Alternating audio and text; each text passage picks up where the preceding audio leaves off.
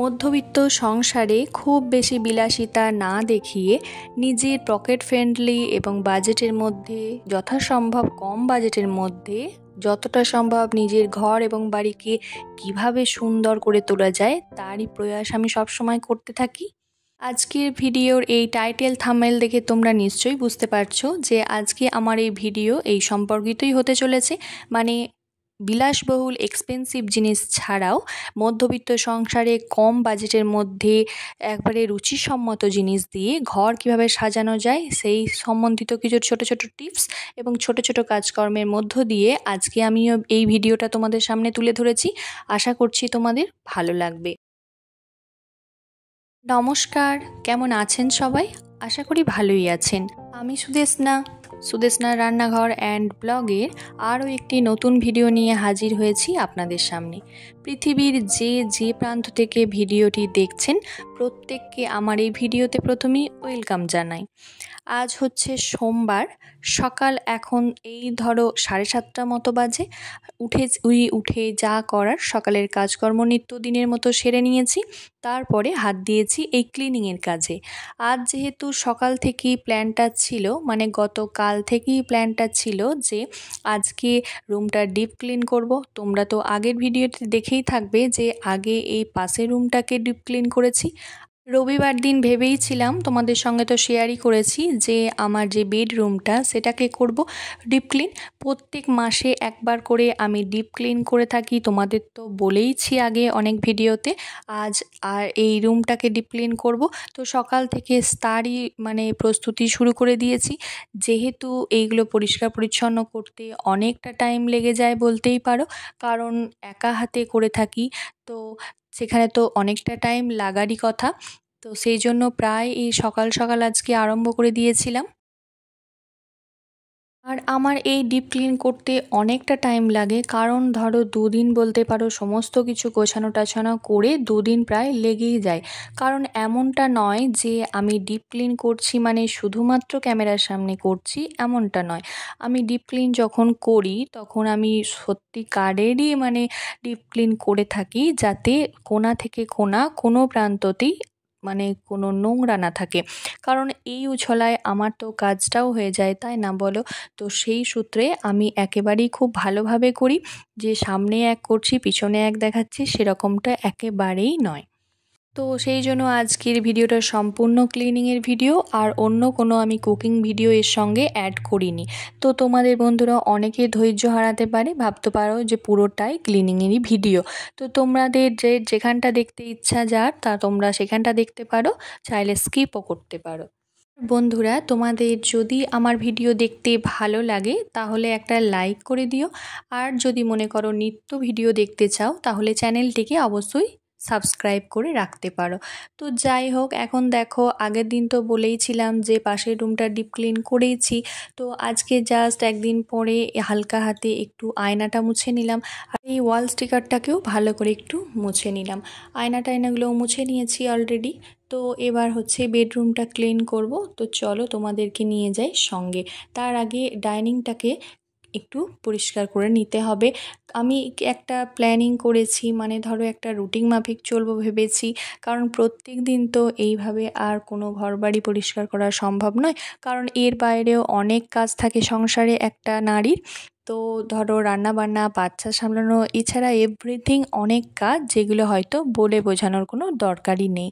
তো আমার মনে হয় একটা রুটিন মাফিক সমস্ত কিছু করলে, বা যে কোনো কাজ একটা প্ল্যান মাফিক করে নিলে সেটা করতেও সুবিধা হয় এবং সেটা বজায় রাখতেও সুবিধা হয়। তো যাই হোক, এই যে দেখো বারান্দাটা এখন একটু গুছিয়ে নিচ্ছিলাম। বারান্দাটা কি অবস্থা করে রেখেছে দেখো, কারণ আমার বাড়িতে যেহেতু ছোট বাচ্চা আছে, আমাকে বলতে গেলে প্রত্যেক দিনই কিছু না কিছু পরিষ্কার পরিচ্ছন্ন করতেই হয়।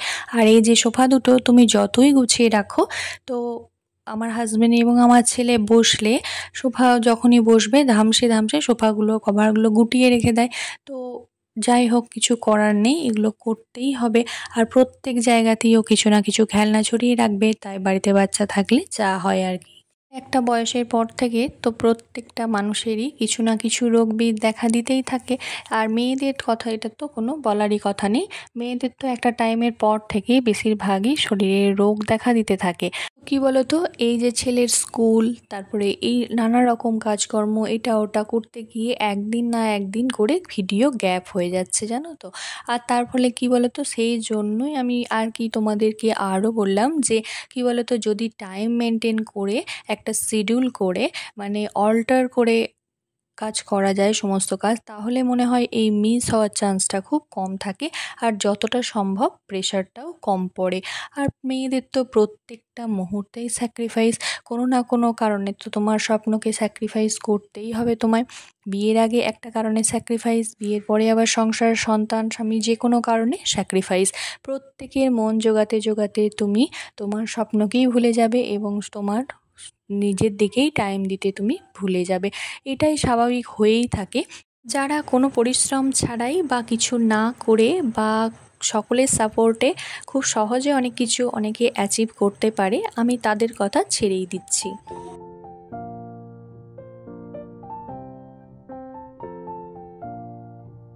পরিষ্কার পরিচ্ছন্ন জামা কাপড় যেমন আমাদের পছন্দের এবং পরতেও ভালো লাগে, ঠিক তেমনই পরিষ্কার পরিচ্ছন্ন ঘর বাড়িতে থাকতেও ভালো লাগে, দেখতেও ভালো লাগে। হ্যাঁ, এটা ঠিকই, কিন্তু এটা করতে যে খুব একটা কম পরিশ্রম হয় তা কিন্তু নয়। এর পিছনে যে ঠিক কতটা পরিশ্রম থাকে, যে গৃহিণীরা ঠিক এইভাবে নিট অ্যান্ড ক্লিন এবং একেবারে ডিপলি পরিষ্কার পরিচ্ছন্ন রাখে, তারাই বোঝে যে এর পিছনে অনেকটা পরিশ্রম থাকে।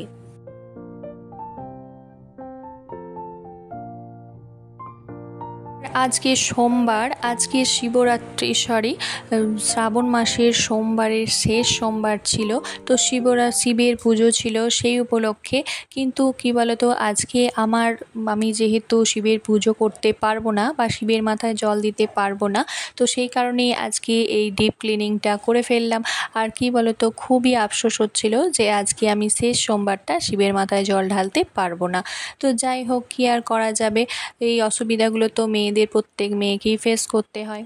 আর আজকে যেহেতু আমি এই ক্লিনিংটা করব, তো সেই জন্য আজকে তূর্ণকে ওর বাবাই স্কুলে দিয়ে এসেছিল। আর এই তো দেখো, কথা বলতে বলতে আমার এদিকে গ্রিলগুলো এবং এই দেওয়াল আলমারিটা, সোফা, ওয়াইফাই সমস্ত কিছু পরিষ্কার পরিচ্ছন্ন হয়েই গেল।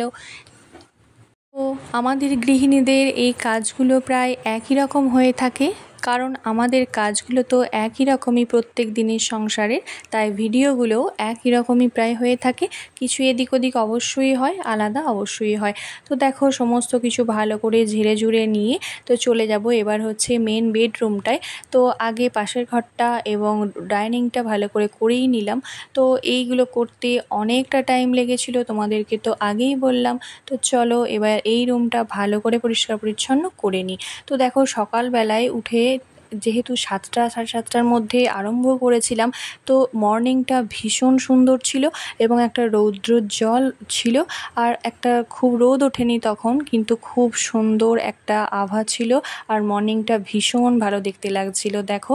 তো জানলা দিয়ে আমি ওই ঘর থেকেও দেখে নিচ্ছিলাম এবং এই ঘর থেকেও একটু ভিডিও করে দেখে নিচ্ছিলাম। কি ভালোই দেখতে লাগছিল।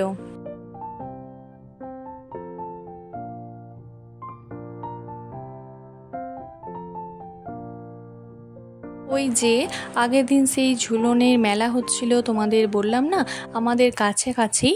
তো মেলায় গিয়ে সেখান থেকে নিজের সাধ্যমতো এবং নিজের বাজেটের মধ্যে কিছু শোপিস কিনে এনেছিলাম, ঘর সাজানোর জিনিস, যা কিছু ফুলের স্টিক, এগুলো কিনেছিলাম। তোমাদেরকে তো দেখিয়েছিলাম হয়তো আগের ভিডিওতে কিছু কিছু। তো সেইগুলোই আজকে উলট পালট করে এঘর ওঘর করে কিছু জিনিস এ ঘরে, কিছু জিনিস ও ঘরে করে আজকে রুমগুলোকে নতুনভাবে ডেকোরেট করব। তো চলো, তারই কিছু খণ্ডাংশ তোমাদের সঙ্গে অবশ্যই শেয়ার করব।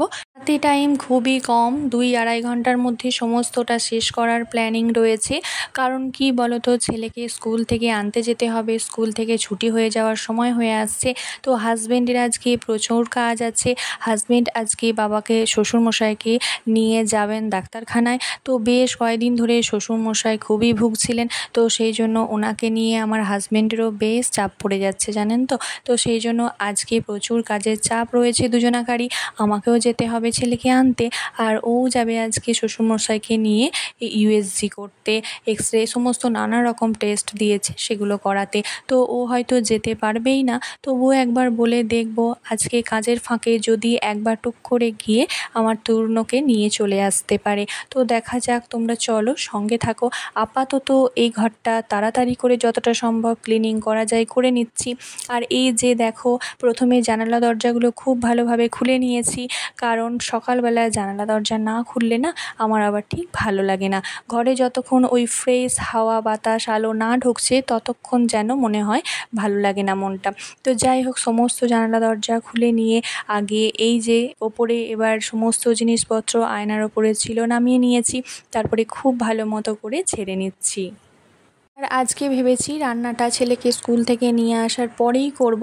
যদি তোমাদের দাদাভাই যায় আনতে তাহলে হয়তো আমার রান্নাটা হয়ে যাবে, আর যদি না যায় তাহলে আজকে রান্নাবান্নাতেও একটু লেট হবে, সেটা তোমাদের সাথে শেয়ার করে উঠতে পারবো না। তো দেখো, যাই হোক, এইদিকে দেখতে দেখতে আমার দরজা এবং এই দেয়াল আলমারিটাও হয়ে গেছে, জানালার পিছনগুলো হয়ে গেছে পরিষ্কার করা। এবার হচ্ছে আলমারির মাথা থেকে জিনিসগুলো বার করে নিয়ে একটু ঝেড়ে ভালো করে নেব, কারণ এই আলমারির মাথাটা আগেরবার যখন ডিপ ক্লিনিং করেছিলাম তখন ভালোভাবে পরিষ্কারটা করা হয়নি। তো এবারে ভেবেই রেখেছি যে একটু ভালোভাবে পরিষ্কারটা করতে হবে। আমার আবার একটা অভ্যাস আছে যে এ ঘরের জিনিস ও ঘরে একটু পাল্টে পাল্টে এক্সচেঞ্জ করে করে ঘরের লুকটাকে একটু চেঞ্জ করতে। এটা কে ভালোভাবে নেবে কে খারাপভাবে নেবে আমি জানি না, তবে এটা আমার ভালো লাগে। দেখবেন, যে কাজটা আমরা ভালোবেসে এবং ভালো ভেবে করি সেই কাজটাই কিন্তু, এবং পজিটিভ মানসিকতা নিয়ে করি সেই কাজটাই কিন্তু নিপুণভাবে করা সম্ভব। শুধু তাই নয়, যে কোনো জিনিসের যত্ন করলে সেটা বহুদিন পর্যন্ত টিকে যায়। বলতে পারেন বেশ 2-3 প্রজন্ম পর্যন্ত সেটা টিকে যায়। যে কোনো কাজই ছোট বা বড় বলে কিছু হয় না। আর নিজের সংসারের জিনিসপত্রের মধ্যে যত্ন করায় কোনো লজ্জার কিছু নেই, আমি তো সেটা মনে করি না। তুমি যদি সেটা ভালো ভেবে ভালো মানসিকতা নিয়ে করতে পারো তাহলে অবশ্যই কাজ সবই সমান। আর এই তো কথা বলতে বলতে আমার কাজ প্রায় শেষের দিকেই হয়ে এসেছে। এখন আমি এই আয়না দুটো খুব ভালো করে মুছে নিয়েছি, তাহলেই হয়ে যাবে মোটামুটি ক্লিনিং।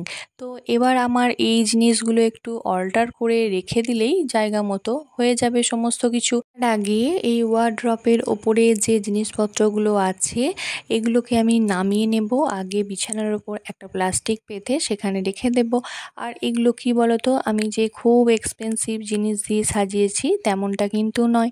আমার পছন্দের কিছু পকেট ফ্রেন্ডলি জিনিস দিয়ে এবং নিজের পছন্দসই কিছু জিনিস টুকিটাকি যেগুলো আমি কিনেছি মাঝে সাঝে, তো সেগুলো দিয়েই আমি মোটামুটি সাজিয়েছি। এমনটা নয় যে বিশাল কিছু জিনিস দিয়ে নিজের ঘরকে সাজাতে হবে, আমি মনে করি না। তো যার যেমন সামর্থ্য সেই অনুযায়ী কিছু পছন্দসই জিনিস কিনে আমরা আমাদের থাকার জায়গাটাকে সুন্দর করে নিতেই পারি। তো চলো দেখো, এদিকে আমি আলমারি ওয়ার্ড্রপের মাথা থেকে সমস্ত জিনিসকে নামিয়ে নিয়েছি এক এক করে। আর এগুলো করতে না অনেক টাইম লেগেছে, অনেকটা টাইম লেগেছে। শুধু তাই নয়, একটা করে জিনিস তোলা, একটা করে জিনিস নামানো, এগুলো একা হাতে বুঝতেই পারছো যে কতটা পরিশ্রম সাধ্য কাজ এগুলো। তো যাই হোক, সমস্ত কিছু নামিয়ে নিলাম। আর এই ওপরটায় না বেশ কিছু ধুলো পড়েছিল, এই সাদা পেপারটার উপরে বেশ নোংরা হয়েছিল। কারণ আগের বার যখন তোমাদের একটু আগেই বললাম যে ক্লিনিং করেছিলাম তখন খুব ভালো মতো করে করতে পারিনি সময়ের অভাবে। তো যাই হোক, এবারে এটি করে নিলাম। এই যে দেখো, ওপরটা একেবারে ফাঁকা হয়ে গেছে। আর এই জিনিসগুলোকে আমি এইখানেই আপাতত রেখেছি, খাটের ওপরে মুছেই রেখেছি। তারপরে একটু ভালো করে কলিন দিয়ে পরিষ্কার করে নেব, তারপর তুলে দেব। আর এই যে দেখছো টু স্ট্যান্ড যে গোলাপটা, এই গোলাপটা কি বলো তো, দেখো কীরকম ঝুল পড়েছে ভিতরগুলো।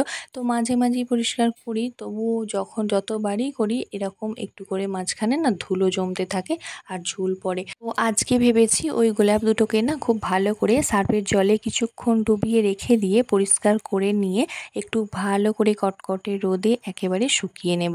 তো এইদিকে আমি এখন চুলটাকে ভালো করে ছাড়িয়ে নিয়েছি স্নান করতে যাওয়ার জন্য, আর তারপরে মুখে একটু প্যাক লাগিয়ে সারা দিনের এত কিছু ক্লিনিংয়ের পর নিজের স্কিনটাকে ক্লিন করাটাও ভীষণ জরুরি। তো সারাদিনে 24 ঘন্টার মধ্যে একেবারে ফুল টাইম না হলেও 10 থেকে 15 মিনিট টাইম তো নিজের জন্য রাখা যেতেই পারে। আর এইটুকু টাইম রাখতে পারলে নিজেরও শরীর মন সব দিক থেকেই মনে হয় একটা সন্তুষ্টি আসে।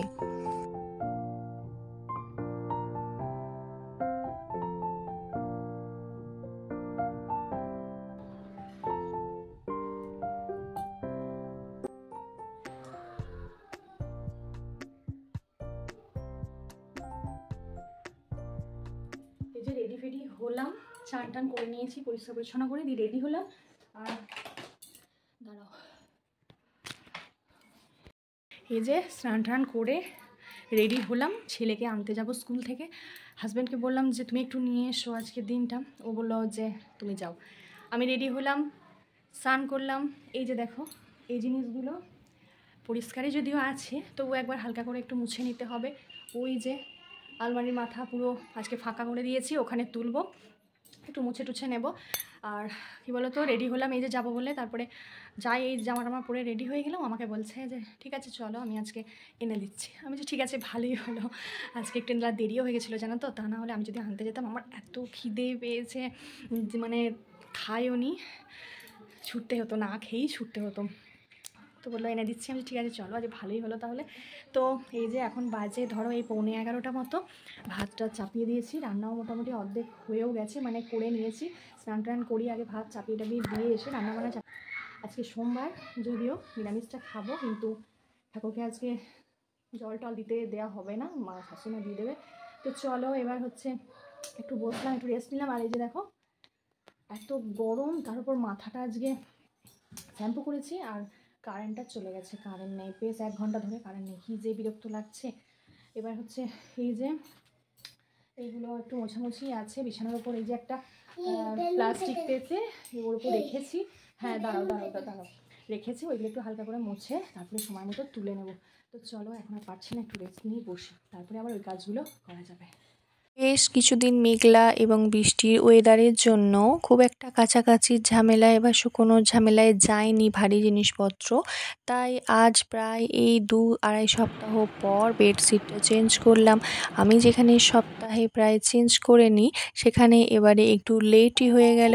আর এই দিকে দেখো, আমি এইখানে এই ফুলের স্টিকটাকে রেখেছি, আর এইখানে আমি যে আমার সমস্ত ক্লিনিংয়ের জিনিসপত্র মুখের থাকে বা টুকিটাকি সেগুলো এইখানে রেখেছি। এই যে ইয়েলো ফুলটাকে দিয়েছি এই ওয়ার্ড্রপের ওপরে, আর 2 স্ট্যান্ড গোলাপটা দিয়েছি ফটো ফ্রেমের কাছে, আর এখানে যে রেড গোলাপটা ছিল সেটা পাশের ঘরে। তো এইভাবেই সাজিয়েছি। তোমাদের ভালো লাগলে সাবস্ক্রাইব করে পাশে থেকো।